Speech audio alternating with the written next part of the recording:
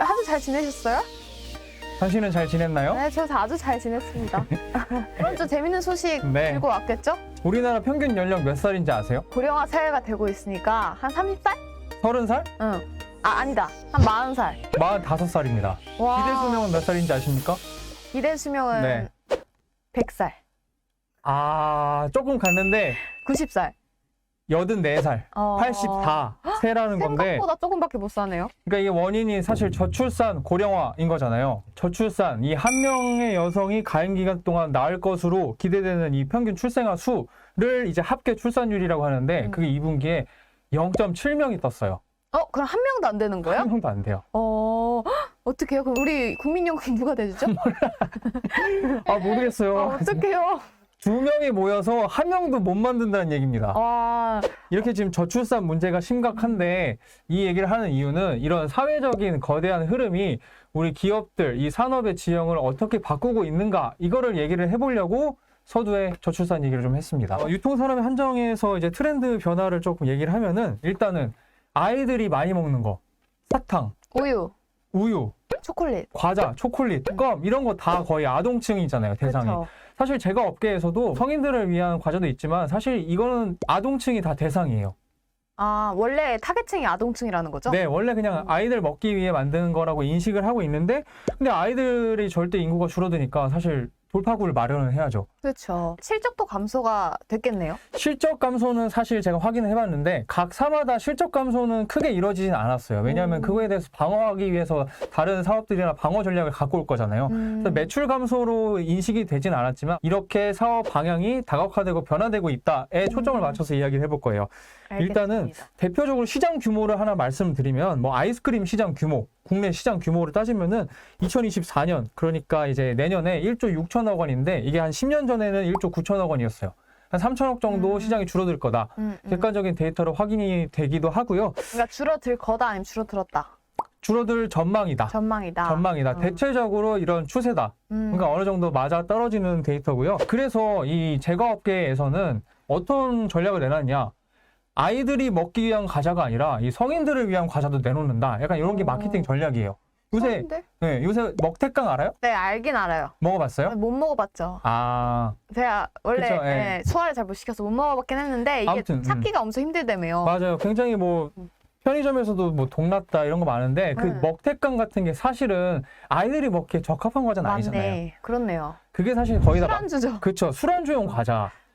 그래서 뭐 농심이 먹태깡을 내놨는데 이걸 모방해서 뭐 롯데 웰푸드에서도 노가리칩 같은 걸 내놨다. 노가리칩이 나왔구나. 네, 그 보면은 사실 거의 비슷해요. 색상도 그러니까, 비슷하고. 한 기업이 내면 다 벤치마킹 하는 듯한 느낌이네요. 맞아요. 그런 느낌인데 전체적인 맥락에서 보면 어쨌든 아이들이 줄어드니까 어른들을 위해서 타겟팅해서 과자를 내놨다.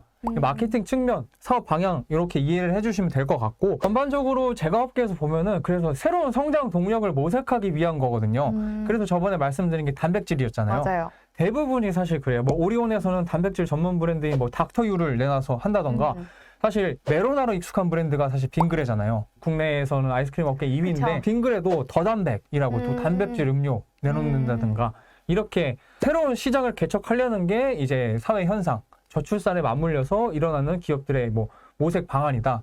또 한 가지 마케팅 측면에서 말씀드리고 싶은 거는 제로. 그래서 또 저당, 마케팅. 무당. 사실 어린애들 제로를 챙겨 먹는다기보다는 성인들이 챙기잖아요. 맞아요. 네. 운동하면서 제로가 정말 한 줄기 빛이거든요. 네, 제로 마케팅도 그런 방안이라고 보면 될 것 같고 아까 단백질 얘기를 좀 이어가자면은 사실 제과업계뿐만 아니라 단백질에 눈독을 들이고 있는 게 유업계거든요. 우유, 분유 이런 거 다 단백질이잖아요. 단백질이긴 한데 애들이 먹지 않습니까? 그렇죠. 인구 자체가 줄어드니까 새로운 방안을 모색하기 위해서 단백질 낸 거거든요. 뭐 대표적인 거 얘기하자면 메인 유업의 셀렉스 같은 거 아, 셀렉스 들어봤어요. 먹어봤어요? 저는 먹진 않는데 할머니 네. 드시는 거 봤어요. 아, 맞아요. 셀렉스가 사실 2018년에 나온 브랜드인데 이게 처음에 셀렉스를 나올 때 중장년층의 건강을 고려해서 거길 타깃해서 만든 브랜드예요. 맞아요. 네, 그 단백질 브랜드인데 이제 지금 한 5년 정도 지났잖아요. 네. 그게 이제 수요가 어디까지 갔냐면 이제 젊은데 운동 좋아하고 건강 챙기고 이런 사람들까지 유입이 됐어요. 그래서 지금은 그 사람들까지 포괄적으로 노려서 이제 단백질 제품을 약간 근데 셀렉스 이런 느낌은 좀 네. 건강 위주로 노령층 분들께 좀 드렸던 제품이니까 네. 좀 더 믿을만하게 먹는데 좀 좋은 것 같아요. 그래서 사실 메일 유업에서는 뭐 메일 헬스 뉴트리션이라고 아예 회사도 분사를 해서 단백질 연구하는 회사를 아예 만들었어요. 진짜 사업을 완전 그쪽으로 집중하려나 봐요. 네, 아무래도 뭐 남양유업도 사실 비슷해요. 테이크핏이라는 브랜드도 그 단백질 만드는 브랜드인데 네. 이건 아직 못 들어본 것 같아요. 아, 여기도 좀 프로틴 제품들이 많아요. 뭐 단백질 바, 음료, 아빠. 네, 이런 거. 서울우유도 그렇고 아. 다 프로틴 제품들을 하나씩은 다 갖고 있어요. 그러니까 눈여겨보는 시장이라는 거고. 잘 나가는 회사는 어디예요? 유업계라고 보긴 힘들지만 일동 후디스 하이뮨이라는 제품이 있어요. 하이뮨 알죠? 저 네. 하이뮨 챙겨 장민호가 선전하는 그 하이뮨. 단백질 가루 챙겨 먹습니다. 그 하이뮨이 사실 2020년에 나왔는데 네. 2년 뒤에 후발주자로 나온 건데 오. 굉장히 성장세가 가파르게 해서 셀렉스를 지금은 좀 되치려고 하는구나. 제쳤어요 이미. 넘었어요. 넘었긴 했는데 하여튼 단백질 시장이 이만큼 컸다라는 거고. 사실 그러면 네. 단백질 말고는 좀 다른 대안은 없나요? 내일 아시아 모유연구소라는 연구소가 있어요. 거기는 원래 아동 분유를 연구하는 그런 기관인데 여기서도 이제 아동만 연구한 게 아니고 생애 전 연령층 그 생애 주기별로 연구를 한대요. 왜냐면 애들이 너무 줄어들. 네, 이름은 아시아 모유 연구소라 해놓고서는 이제 전체를 다 연구하시네요. 그렇죠. 이게 아무래도 사회 변화에 맞게 네. 재밌었던 게 원래 여기서 아기 똥을 분석해주는 그런 네? 연구를 했었대요. 엄마들이 우리 애 똥 이렇게 딱 사진 찍어서 보내면은 그 사람들이 거기 있는 연구원님들이 보고 이건 어떻고 어떻고 이거를 A4 용지 한 바닥으로 막 정리를 해서 보냈대요. 근데 그게 우리 100명밖에 못하겠다. 인력이 없으니까. 예전엔 그랬는데 지금은 한 50명도 안 오는데. 아동만 연구하는 게 아니고 생애 주기별로 연구를 한다고 하니까 이런 사회 변화를 이런 어떤 기업에서 읽어낼 수 있는 그런 측면이 있는 것 같아요. 근데 이 고령층에 대해서 연구를 또 하는 게 유업계뿐만 아니라 식자재랑 급식업계거든요. 여기가 사실 제일 공격적이에요. 제가 봤을 때는. 급식업계가 네. 할 일이 뭐가 있죠?